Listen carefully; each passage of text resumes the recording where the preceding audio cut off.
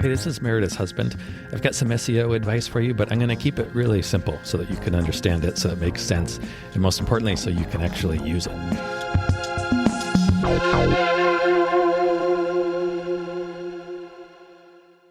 Shock! Oh, Peter Gabriel. Peter Gabriel! Yeah, not that I haven't been singing him ever since I saw Shock him in the Monkey. concert. Yeah, which is about jealousy. Oh, really? And no, I thought it was literally Shocking Monkeys. I had no idea. Nope. He said, this is a song about jealousy. It's called Shock the Monkey. Dun, dun, dun, dun, dun. I got a couple messages this week. Okay. From anybody in particular? Or just... From Boudoir photographers asking about, yeah. So I have some updates. Yeah, I know, really. I have some updates. Photos. Yeah. Tushies? I have some updates on Google Business Profile. So Google is cracking down a little bit. Uh-oh. I think I have actually mentioned this in a previous episode. Perhaps. Remember when I talked about being, they like literally Google banned Meredith's husband. Like they said, no, you're not legit. Oh, that was a while ago. Yeah. But this whole year, Google has been kind of cracking down and giving more attention. And in this case, people were asking me about being unverified, which I don't know exactly what that means, but I have a feeling it's all part of this crackdown by Google. Do you think you may want to Google what unverified means? No, I don't know. I don't. What you're saying? No, I don't know exactly. No, the people I know. Are listening to. I know what unverified would mean, but I don't know if these people are asking about being unverified or being something else. There's a few different things. The answer is going to be the same regardless. The difficulty that so I have a couple updates. I have a couple updates about because I've had an update. I've something that I wanted to share about Google Business Profiles for a few weeks. Not really an episode on its own, but it goes nicely with this. So this is a Google Business Profile update. Announcement. Yeah.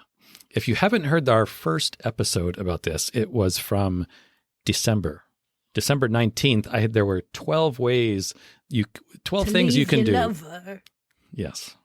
And 12 ways to optimize your Google Business Profile. Now, in that episode, I said there is no way to actually insert your social media profiles into your Google Business Profile. Okay. Guess who changed their mind last month? Google. You can now do that, and I recommend everybody do that. That's. What do you mean? What is that? What do you do? I will put the link to below the instructions how to do that. So previously, I feel like I'm starting a television recap. I know that's why I didn't say anything. Previously on Meredith's husband. We saw. So you couldn't you couldn't tell Google, hey, these are my social media profiles. Like this is my Instagram URL, this is my Facebook, this is my YouTube. What do you mean you couldn't tell them? There was no place when you are creating your Google Business Profile. Oh, on the page. There's no way to say like, here's my social media links. Gotcha. What Google did instead is they were like, hey, we'll figure it out. We're Google. We know what's up.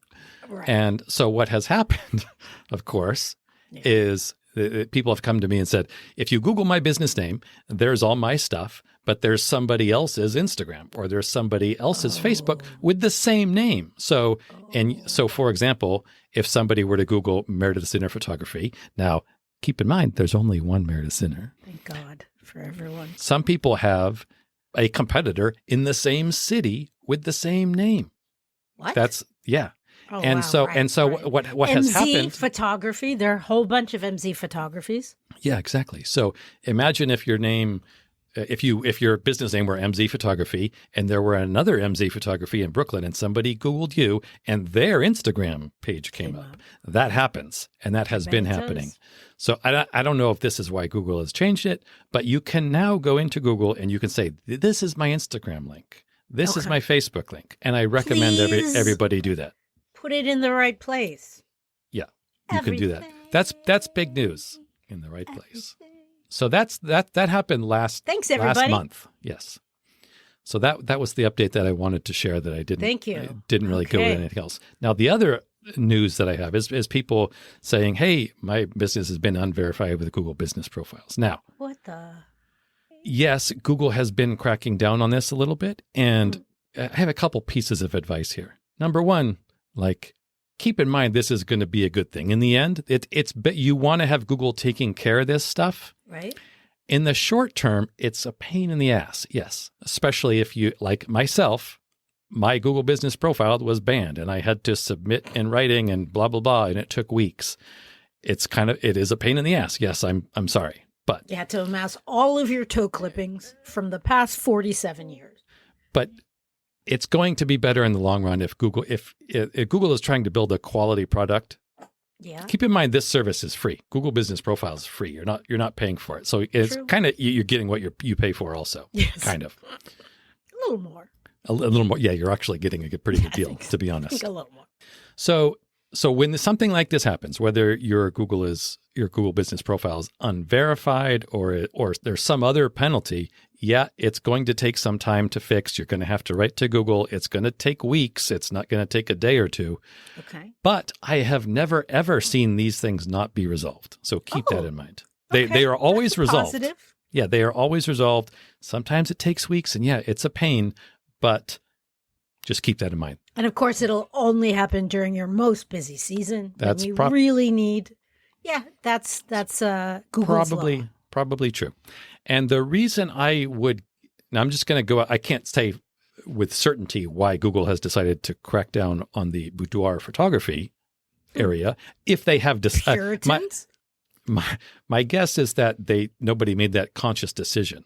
But when Google evaluates websites, it's essentially doing it, at least for the first layer, as a robot. Like it's sending its little Google robots out to evaluate sites.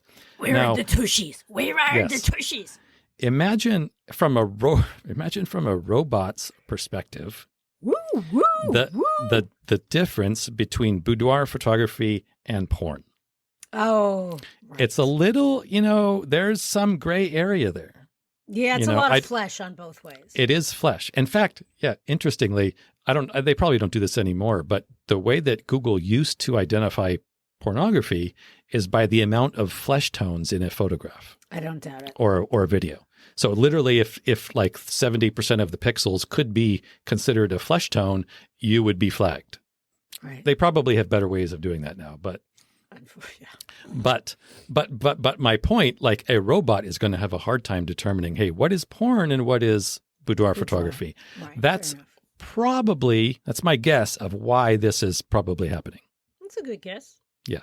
Now the resolution, I'm sorry, you got to just do what they say and you got to follow the rules. If you write to Google, eventually somebody will respond to you and it will be a person and they will see that if you are a legitimate photography business, yes, things should be resolved. Okay, that's good to know. Okay, so that's really it. Like that's kind of my message. Okay. Like I think the boudoir photographers of the world. Thank you. I hopefully like so. I know it's I know it's tough pill to swallow, but relax, go through this. Patience, grasshopper. Keep in mind that perhaps when faced with this challenge, some of your boudoir photographer competitors are going to be like, no, screw it. I'm not going to do that. So it's a potential advantage. Any obstacle you come across like this, it's going to prevent some people from doing it. Okay. Right. And some people won't even know to do it because some people, believe it or not, some people don't listen to this podcast. What? Not possible. So anyway, in the show notes for this podcast, I'll put a couple things. I'll put number one, a link to the instructions on how to include your social media links. Oh, yeah. And also a link to the help center where you would go and object and say, hey, Google, I'm a real business. Please, please re-verify me. Kindly. Thanks. Yeah, and just play by the rules. I mean, there's honestly no other way to do it. Fair enough. Have patience. Do you know how to say chocolate in other languages? Chocolat. Cioccolato. What is that, Italian?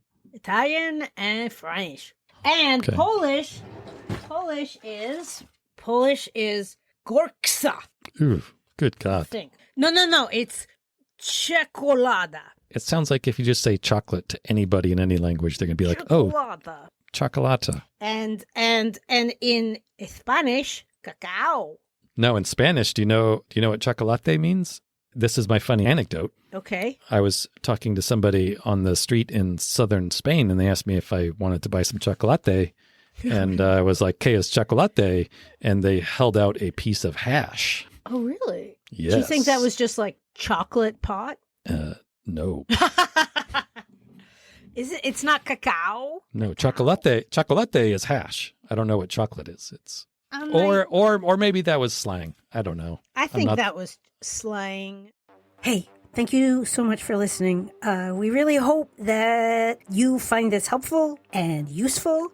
And if you do, what you could do for us as a thanks would be to, drumroll please, yes, leave a review. Yes, everybody says it, I know, but it really does make a difference. Take 3 seconds, leave as many stars, say something really nice about what you like about the podcast and maybe why other people would like it. It would mean the world to us, especially my husband.